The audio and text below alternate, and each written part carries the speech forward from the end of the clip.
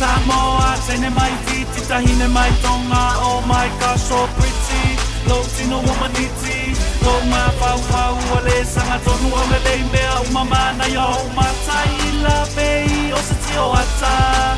Matata ata ngamanu, lo to alo fami o tau safia. Oh man, aleluia uau manuia saula ia koe a me mangau koe ma ui pango.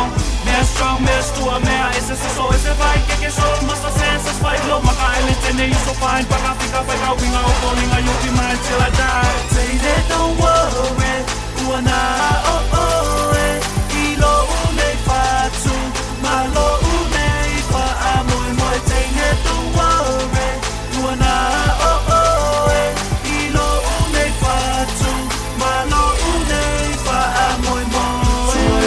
Yourself, can't fear, don't worry, happy you're my one and only. You always make my heartbeat jumping. Oh yeah, alone on the lip, you're so all along. For me, I'm falling out.